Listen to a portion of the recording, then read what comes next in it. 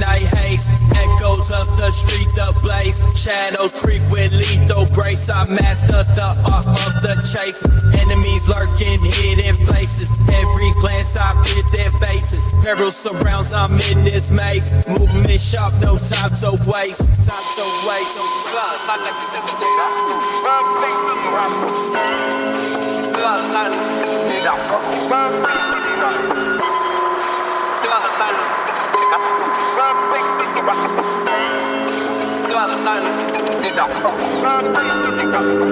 You don't really wanna test me now. Foes are bone, the fall the sound. In the night I claim my throne with a cold heart and a mind of stone.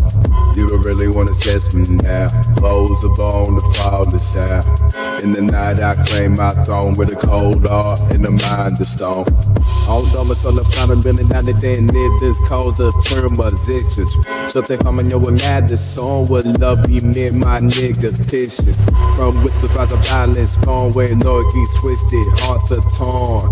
I'm the predator on the prowl against the odds in my crowd. No retreat from paths I tread, like a ghost I dance with dread. Bringing fire where legend bled. In the darkness I won't be misled. You don't really wanna test me now. Foes are bone, the fall the sound. In the night I claim my throne with a cold heart and a mind of stone. You don't really wanna test me now. Foes are bone, the fall the sound. In the night I claim my throne with a cold heart and a mind of stone.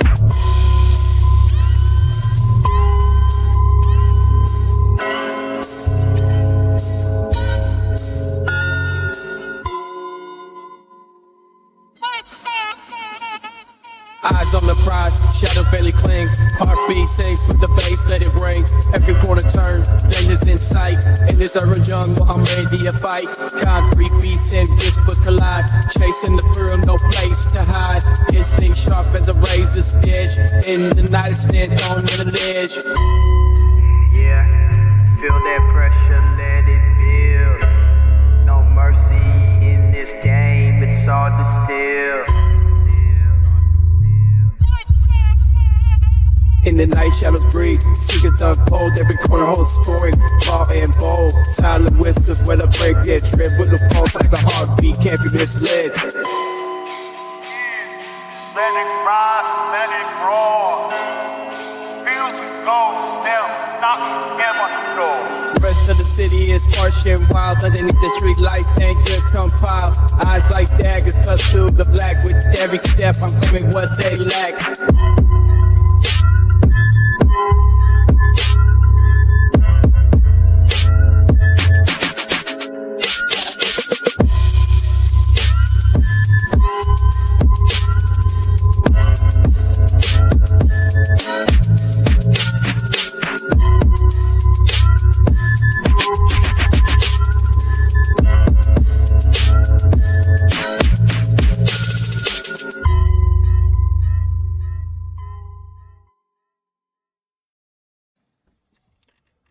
Assalamu alaikum everyone, which means peace and blessings be upon you. This will be episode 10 of my podcast, which should go for about 45 minutes. Just a quick summary on myself and my page. I am 29 years old, from Melbourne, Australia. Alhamdulillah, I'm Muslim, and I try to share my life experiences and my preach mainly about God and putting myself out there and my experiences so people can try to take what they will. I always say to everyone in every video and every post that I put up, always try to take the good out of what I say and leave the bad. I don't represent Islam as a whole. These are just my opinions and my outlook and my perspectives on it.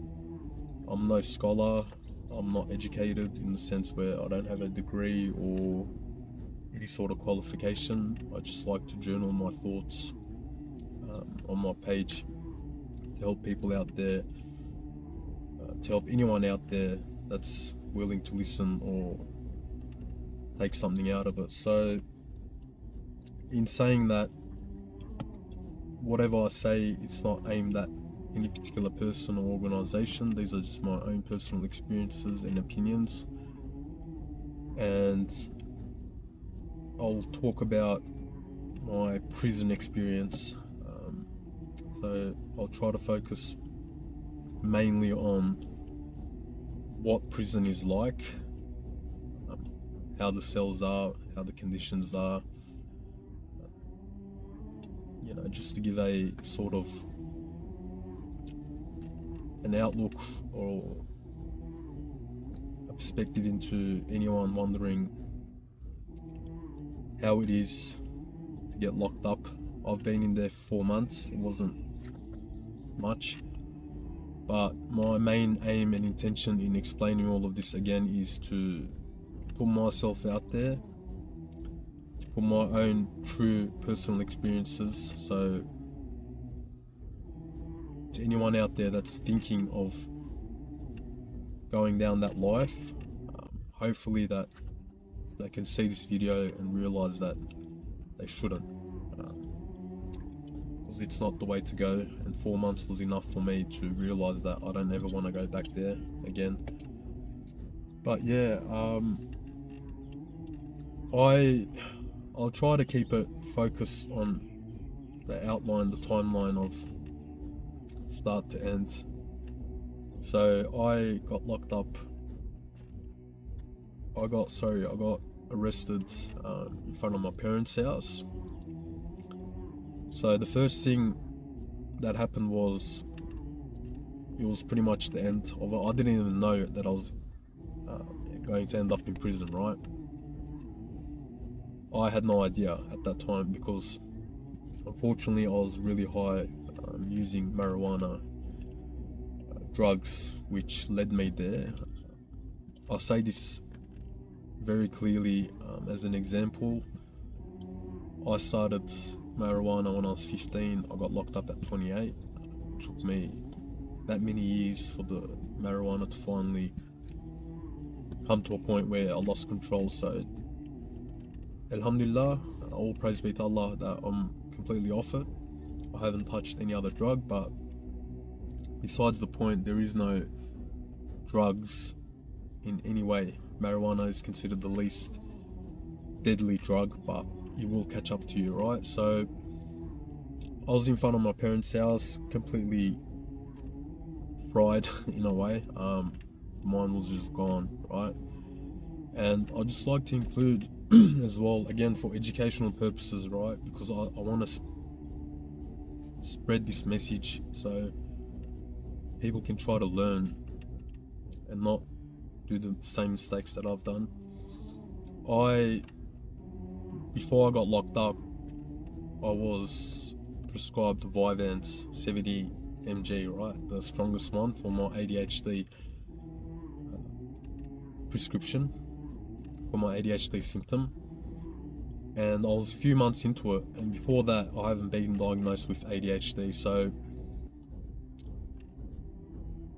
Vyvanse, it's pretty common with a lot of people. Vyvanse, Ritalin, it does definitely help. I am currently taking that through my psychiatrist, which is keeping track of it. And for anyone out there that's got ADHD symptoms, it is a medication that definitely helps. I've seen a lot of benefits to it, which I'll focus on that maybe in another episode. But getting back to my topic, the reason why I pointed this out is medications like Ritalin and ADHD and weed do not take together. I personally didn't know that. It's no excuse, but the Vyvanse is a very strong stimulant, and weed is more of a relaxant sort of medication. So I'm no doctor or whatnot, but it has opposite effects. So it pretty much pulls your brain in two different directions, right? So it's very dangerous and a deadly combo. Do not mix both of them together, because you have two different drugs trying to do the opposite things, right? So in that sense, you'll end up fried like me, how I was, because at that time I was still taking my Vyvanse medication. But yeah, I was in front of my parents' house.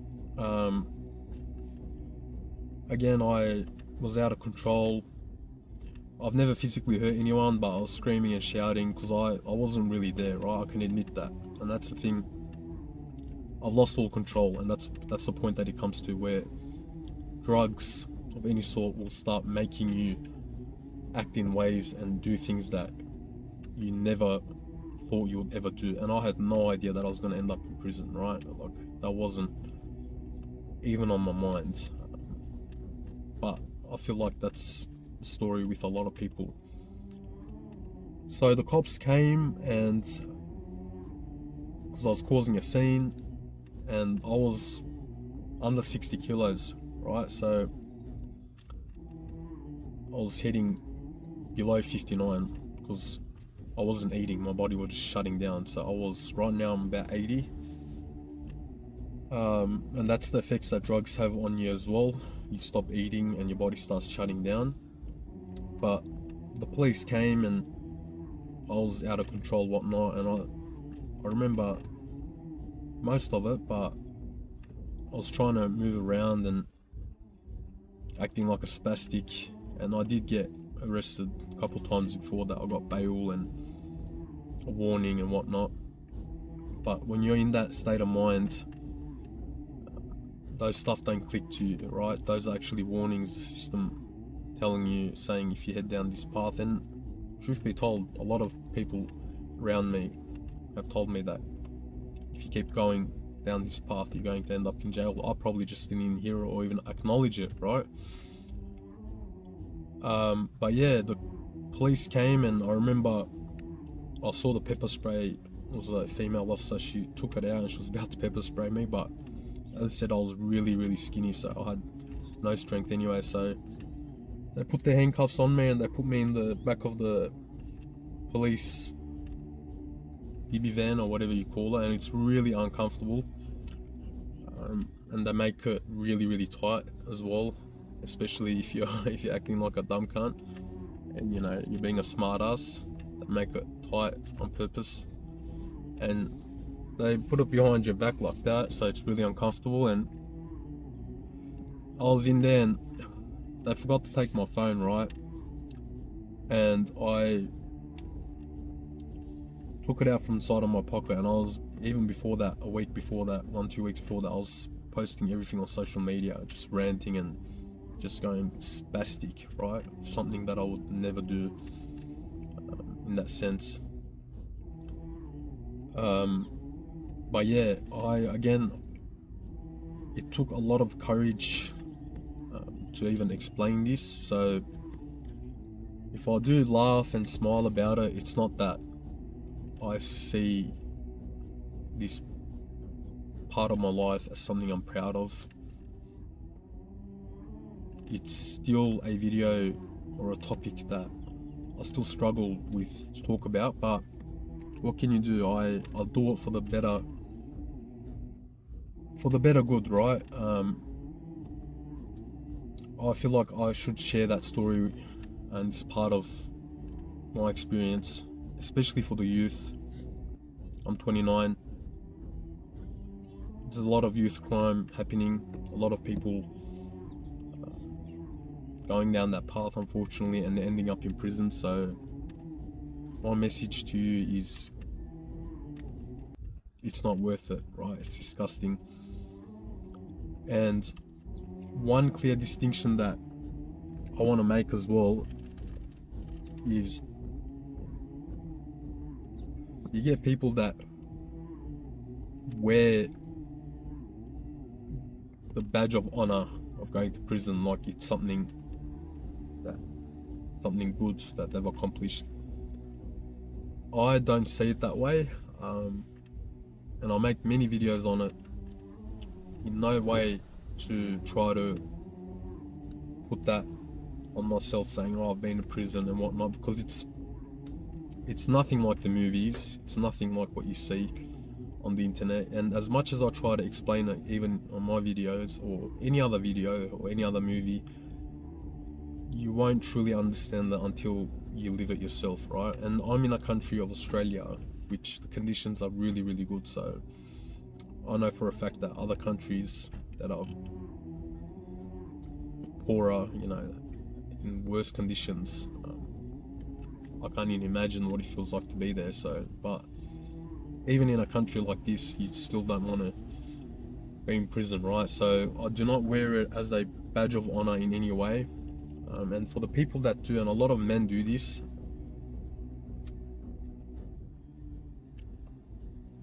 they feel proud of it.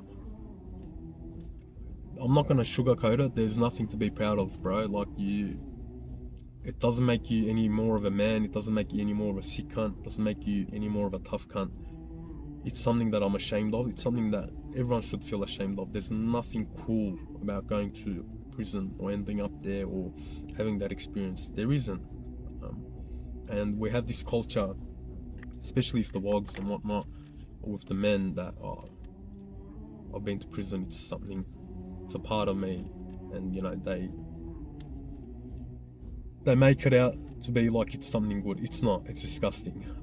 But continuing, so I was inside the cop car, hands locked up, and I was recording myself. And I remember when I came out of prison 4 months later, I still had the video on my phone. I couldn't even watch it. Honestly, I deleted all of it because it automatically got saved on my phone. And I remember I watched about 10 seconds of it, and I was so embarrassed because, like, I'm just so high and my face was coming in because of how much weight I've lost, and I was just ranting and swearing and whatnot. I could not watch it, like, more than 5 seconds of it. I closed it because it was just very embarrassing. I'm like, how the fuck did I put that up on social media for everyone to see? But yeah, that's what I did. And, you know, I was swearing at the police, saying fuck the cops and fuck this and all that, and just acting like an absolute lunatic, just so spastic, trying to think that, you know, I'm a sick cunt and I'm cool. I'd just like to state out for anyone that's watching out there, I've never broken into anyone's home, I've never stolen anyone's property, I've never physically hurt anyone. Mine were drug-related charges over marijuana, unlicensed driving, and IVO breaches and verbal threats, which, again, it's not to justify it, doesn't make it any less hideous, but I just want to put it out there. And I've only been there once, and I do not plan on going back there ever again. But away we went, and I had no idea. I thought they were going to let me off again, thinking, you know, they're going to give me bail. And we went to the police station, and they put you into the holding cell, right? And I'll describe what the holding cell is like. Each police station has a holding cell at the back, and sometimes you can even stay there for up to 2 weeks. And it's not designed to accommodate for you to stay there. Think of it, it's a police station. So you go in there at the back, and they just close the door on you, and there's this concrete bed shape and like a little mattress, a tiny, like that thin, and you've got a toilet there, and the rest is just all concrete walls. And some people stay there for 2-3 weeks because the prisons are so overcrowded, they make you wait there. And that's the most disgusting part, right? So think of it, white walls around, suddenly you've lost all your freedom, you don't have your phone, and you're just locked up in a room, right? And that's what it was. And I was there, I was pretty lucky in the sense where I didn't stay there long, but I was acting like a spastic. And when they put me in there, I was still, again, because I used to smoke marijuana every single day for months, got out of control. I didn't know what I was doing, but I got toilet paper, I wet it, and I just started flicking it at the camera because, you know, I knew they were watching and whatnot. I was just being a smart ass. But when it did cover the camera, the cops came in, and they're pretty rough if you act like a dumb cunt. There's no way around it. Like, that's the only way you're gonna get disciplined. And this is my first time experiencing all of this, right? I have no idea what's going on. I'm completely still fried. And kind of calmed down, but I'm obviously, technically speaking, freaking out. Like, don't even know what's happening. But anyways, can't remember too much details of it, but then they cuffed me up again and they threw me in the back of the police car, and away we went into the city, so Melbourne city. And again, at this point, I didn't even know what was happening. I didn't even know I was going to end up in prison. And that's the story with a lot of people, because generally, from what I've seen as well inside, the last point where you get arrested, I'd say 90%, probably more, is when you're really, really high off drugs and you're committing a crime, minor or major, and that's when it happens when you least expect it. But yeah, I was behind the DB van, or whatever you want to call it, handcuffed, and we went to the city. And the court in the city has holding cells again, right? They've got their own holding cell. Again, it's not to accommodate anyone. These cells are really, really bad. Like, they are just a room with bars, metal bars, and literally on the side it's concrete, or whatever you want to call it, like a bed-shaped thing to like sort of resemble a bed, and toilet right across it, and a tiny TV that's up in the cage. And it was freezing in there, right? It was cold as, and a very thin mattress. So they're holding cells, they're not there to accommodate you. You're not even supposed to be spending the night there, right? But overcrowded prisons and whatnot. And then I got out they took me out of the car, and this is where it all started getting more and more real, right? And I explained it in very detail, just so people can have a true understanding of what you are going to go through if you end up getting arrested, right? The moment the police decide and they have enough evidence on you, and they've built up a case, and they know what they're doing, and they won't tell you saying you're going to go to prison. They won't give you a heads up. They'll let you off I was let off with a bail like just a week ago, or 1-2 weeks ago before that. So I was in the ideology, yep, I'm just going to go to the station or in front of the judge and they're going to let me off or whatnot. But I found out later on, like 2 months later, or even 3 months later, towards the end of my sentence, I had like 20 charges against me, which I didn't even know, right? You find that out at the end when you get your sentencing, and you realize, sorry, I had 18 charges on me. So 18 charges, and that's why they know, and they'll get you and throw you into prison. So it's humiliating, it's embarrassing, it's disgusting, it's very scary, it's traumatic. These are the parts that men won't talk about, right? And that's why people that wear it as a badge of honor, they just want to make it out to be like a Hollywood film, like there's some sort of movie superstar, right? No, it's nothing like that. You're humiliated, you've lost all your freedom, right? We're at the court underground, and it's a scary experience, I'm not gonna lie about it. You're in the back of a police car, and I'm looking through the hole, and like the entrance we went into, they close all the gates, and the cops stand outside, 2-3 of them.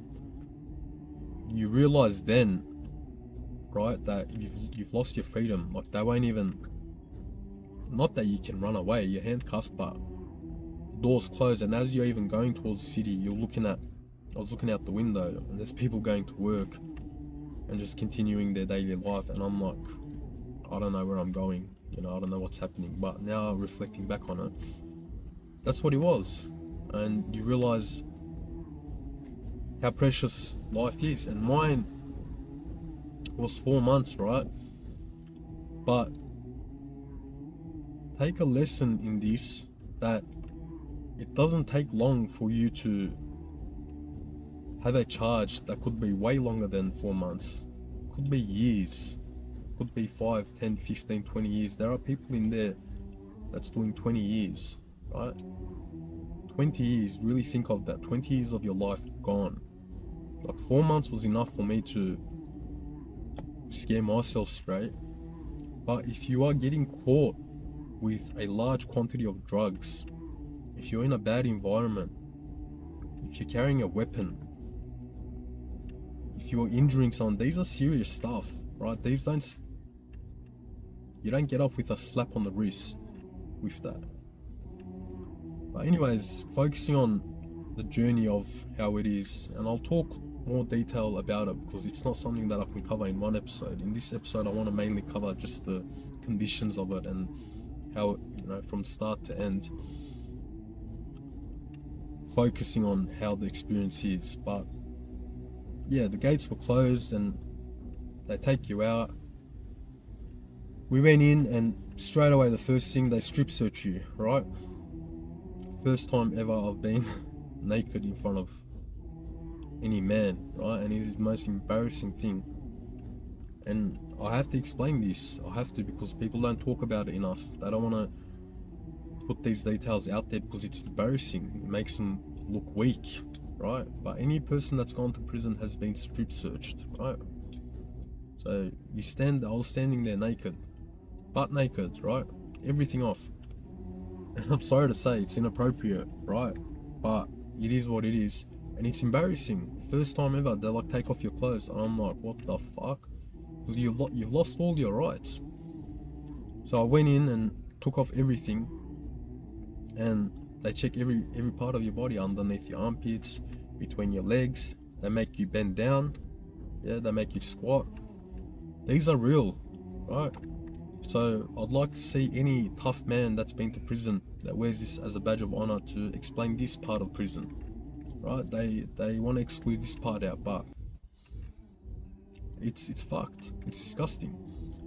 And they look, there's two men there and they watch you and they make sure that you don't have anything hidden. You lose all your privacy, all your freedom. Just a person that's never been to prison, someone like me, a person that's very uncomfortable in showing any sort of nudity like that, especially to a man, whatnot. But like, in any case, and suddenly think of it, within a few hours, you're in a cell with two random guards, and they have every legal right to see you naked. So they take away all your clothes, you lose all your clothes, your jewelry, they'll put it away, and you're given the prison clothes. Very uncomfortable. Whatever, I thought it's like trackies or like long clothes or whatnot, I'm not too sure, but yeah, your style or how you dress, everything's gone. And even something that may be so small like that is huge, because you're stripped of everything. And then I was in the holding cell and I was coming down off the drugs, right? Because I was on marijuana for about 7 months straight, smoking every single day, got higher and higher each day, and suddenly now I've got nothing. So I'm there, and I remember I was in a lot of pain. I was on the concrete floor and my stomach's hurting and I'm crawling up and I'm just dragging on the floor, and I've always had heartburn, right? It's like a really bad condition. It just, if I don't take my medication, just acid reflux up and down. And it's the system, right? They don't get it to you straight away, but I was having that heartburn, I was coming off the drugs, I was hungry, I was cold. I was lonely, I didn't know what was going on, and panic attacks, anxiety. And truth be told, I lost it. I was crying, and I was losing my mind, and I'm just crawling up on the floor, and you know, I have no idea what's going on. Like, it's just the whole world is crashing down on me, right? And I remember they gave me like these 2 really long blankets. I wouldn't even call it a blanket, but it was so cold. I just put 2 of them on top, and I just covered my whole body, because there's a camera watching you as well, right? And at one point, I, again, coming off the drugs, I lost it, and I was like punching the screen wall or whatever you want to call it, and I like cut my wrist, my fist, hurt my fist trying to punch it, because I'm trying to press the intercom to getting my medication and no one's responding, right? That's the reality of it. And call it whatever you want to call it. You can sit there and blame the system, right? Saying, oh, it's a shit system or whatnot, but I refuse to do that. You're not going to be treated perfectly there. You're in prison, full stop, right? Like, they may be understaffed and whatnot, and it's a workplace, right? And prisons are overcrowded. Yes, the treatment of it, I'm not denying it. You should have all your rights and whatnot. I'm not against that. But I try to look at it from the perspective of what the fuck was I doing ending up there. Like, and honestly, there are people that go in there and expect the best service, and they demand and everything, and which is fair enough, be it, like, okay, but I copped it up the chin, and I'm like, I'm never coming back here again. I don't care if they have the best service. Like, it's disgusting, you know. But yeah, eventually they gave me my medication and whatnot, but the food came. It's a holding cell underneath the court, and they just give you, the food isn't much. It's like lunch, they give a sandwich, and dinner time it's pasta or whatever, but like, it's very cold food, rushed, you know. It's underneath a courthouse, so you're not gonna have warm home food or takeaway food and all that. It's just, they give you whatever it is. I couldn't really eat anyway because of the pain in my stomach, and I'm coming off the drugs. But about three days went past there underneath the cells, and it was just hell, like complete hell. And there's people across you right there as well that are waiting, and it's dirty, and it's just concrete everywhere. And there's this one section with little showers, where you get like a certain time to even take a shower. It's all like scheduled. But anyways, the next step after that is they call it Melbourne Assessment Prison. So that's in the city as well. It's across the court holding cells. So they put you in a bus, handcuff you, take you all underground, and guards and whatnot make sure they close up all the gates, and you have like a 5-minute glimpse of the outside world going from one part of the city to the other, and you just watch the whole world continue their routine while you've lost all freedom, right? But yeah, that's the second part. So eventually we went into there, and that place again, it's very, very old. It's an old building. It's in the middle of the city, so in general cities are very tight, and again, it's not really there to accommodate you. You're meant to stay there for only 3 days, but prisons are overcrowded, so some people end up staying there for a month or even more. So went in there, and you know, I finally started realizing, I'm like, okay, it's getting pretty real, because before that, I forgot to include, before going into the Melbourne Assessment Prison, at the courthouse, you go in front of the judge, right? And I remember I was in front of the judge, and I'm still delusional into thinking, oh, I'll be let off with bail, but little did I know they already had a case against me, and they were ready to lock me up. And I'm there, just my head down, and I'm regretting everything, and it's too late. It's way too late. But like, I'm dying to get out of there, right? I'm like, fuck, like, I have no idea what's going on and how long I'm gonna stay and whatnot. Anyways, you're behind like a screen, and the judge is there and the prosecutor's there and whatnot, and I'm my heart's beating, thinking what's going to happen. I have not, like, because it's my first time in the system as well, which is very scary.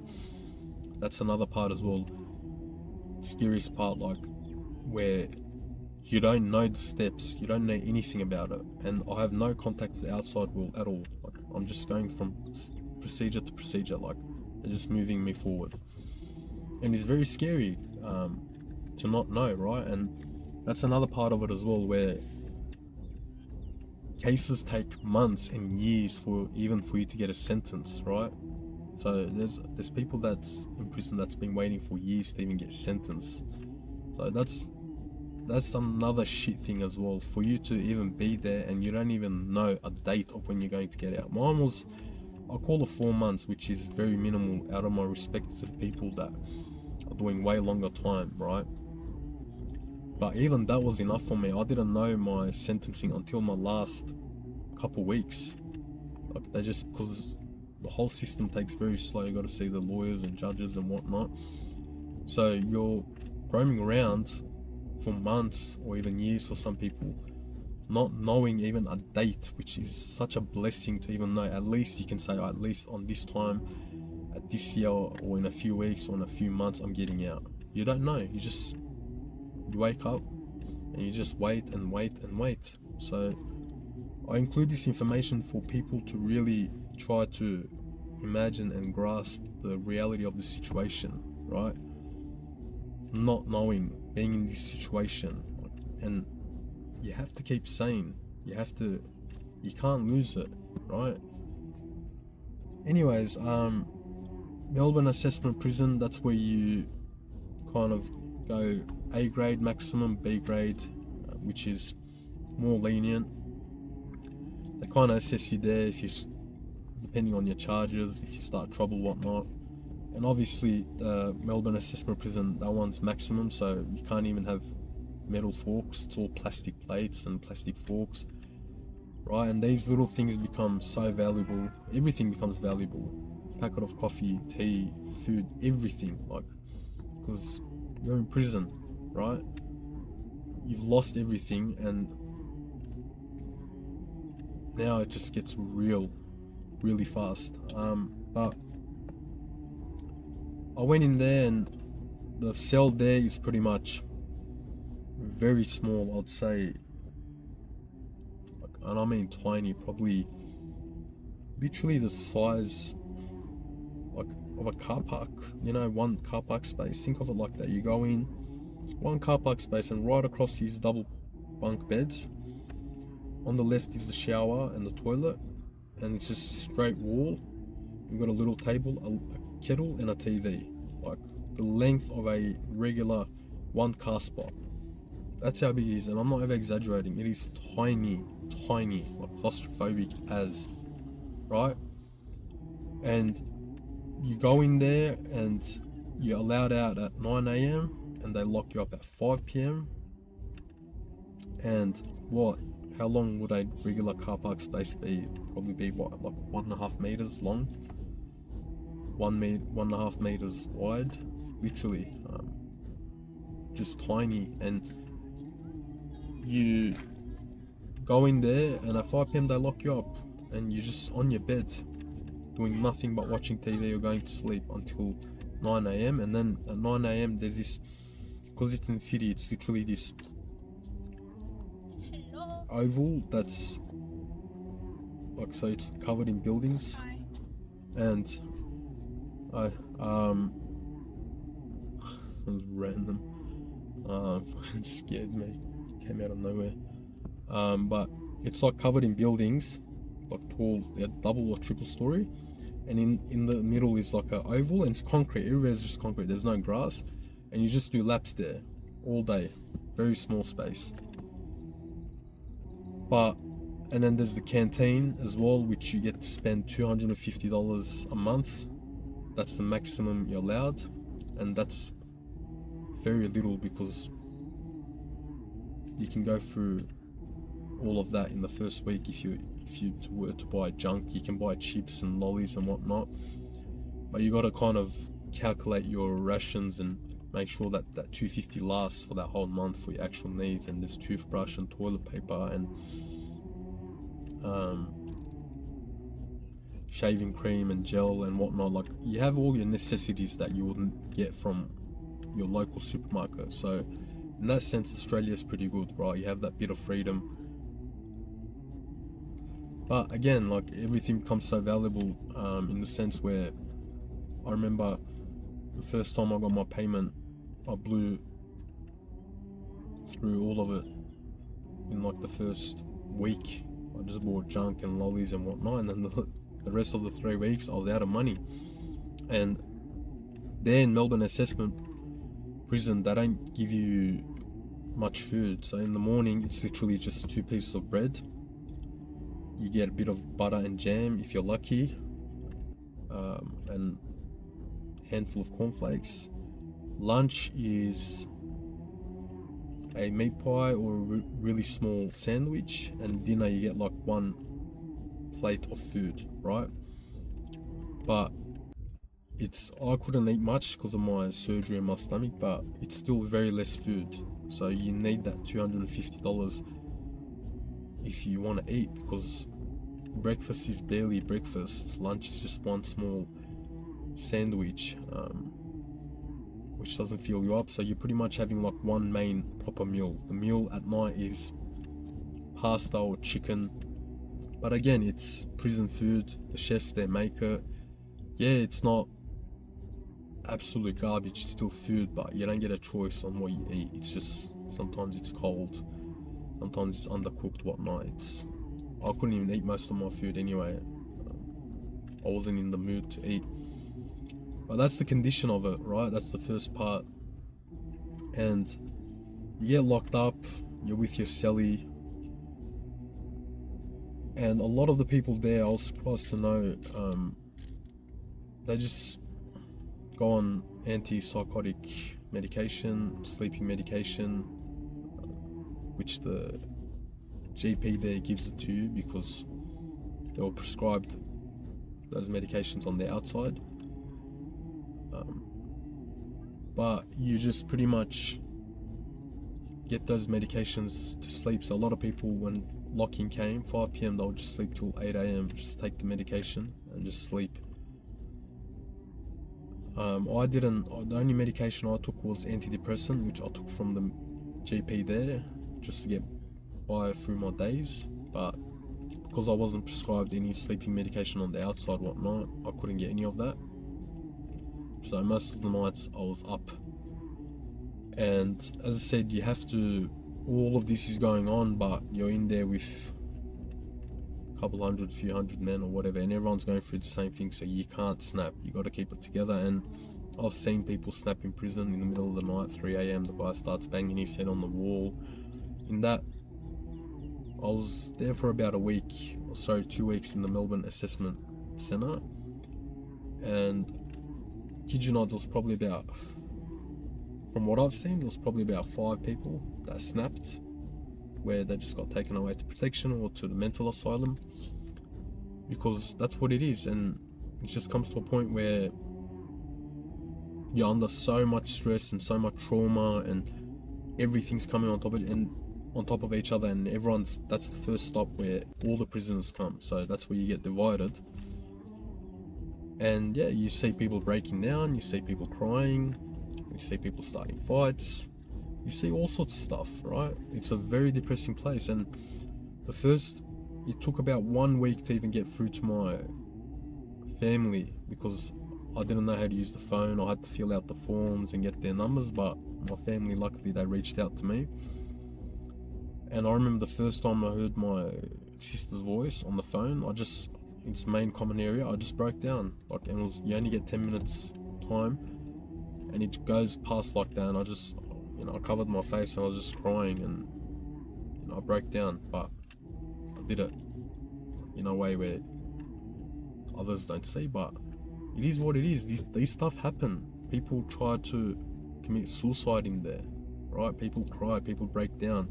These are the realities of prison. These are the disgusting in the sense where the cleanliness of it, the concrete walls, the dirtiness of it, because you're in there with the most random people, right? Some people are clean, they're very organized, but you're in there with anyone and everyone, right? So that's the disgusting part, but the upsetting, the reality part. And I'm not saying this to judge, but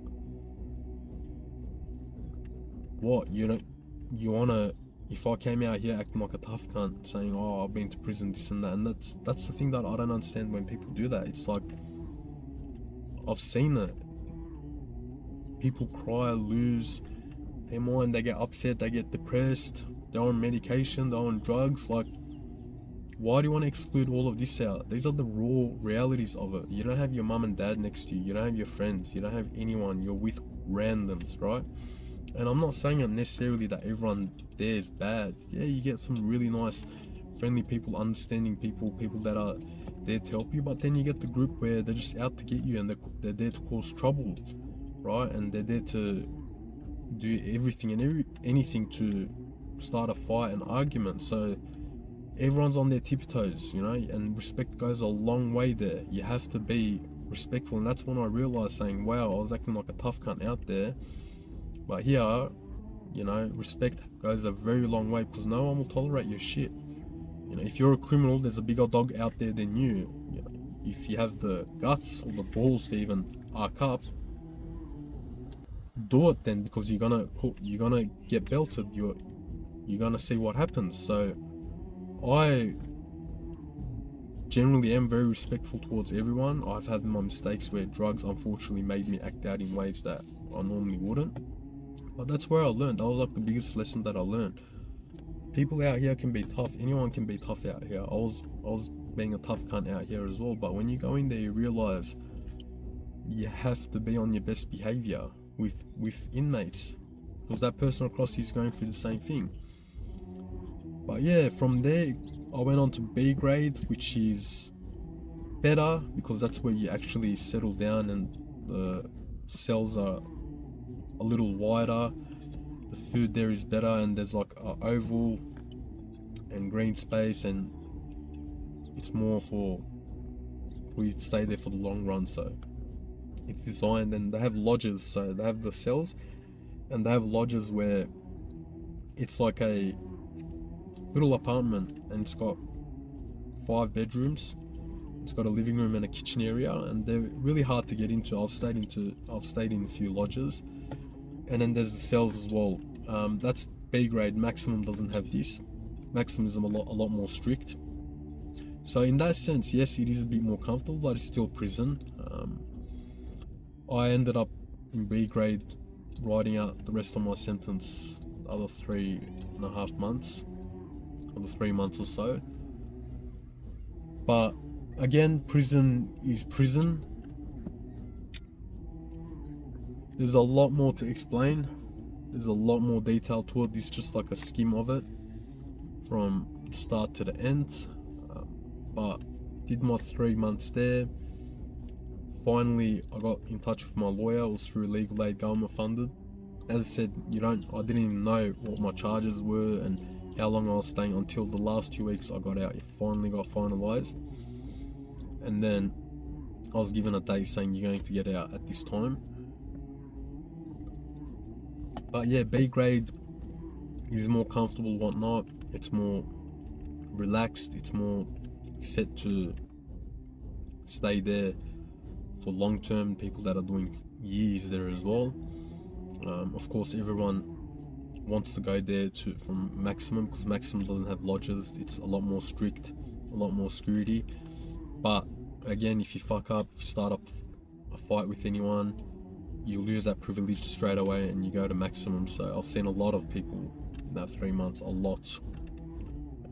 just do something stupid and start a fight and whatnot, and then away you go. It doesn't take very long. But that'll be all for this episode. I hope that I was able to explain it in a way that I was trying to portray it, to show that it's disgusting, right? It's in no way am I trying to glamorize using marijuana or prison or whatnot. This is just a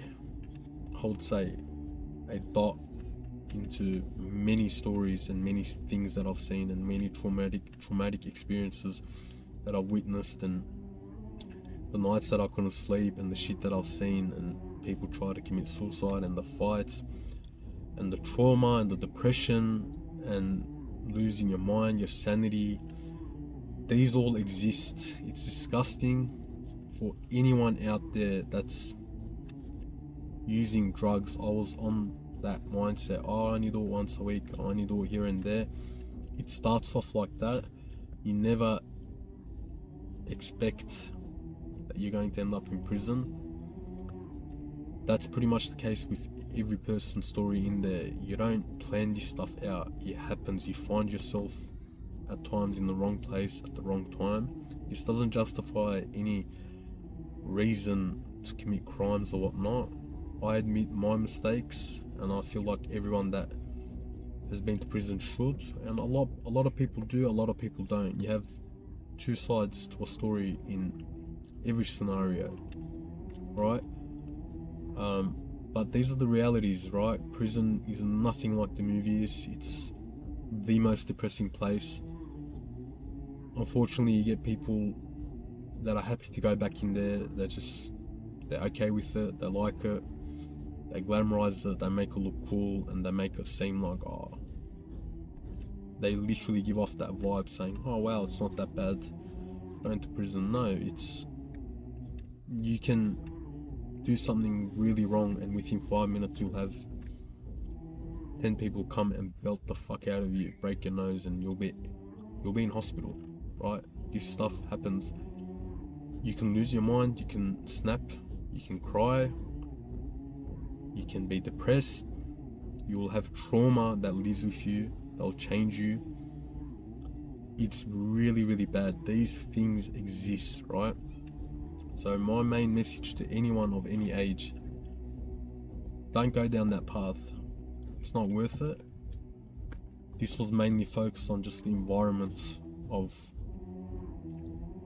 prison, the actual conditions of it, but I will make more episodes into stories and the lessons that I took from it and whatnot. Again, I speak on a general audience.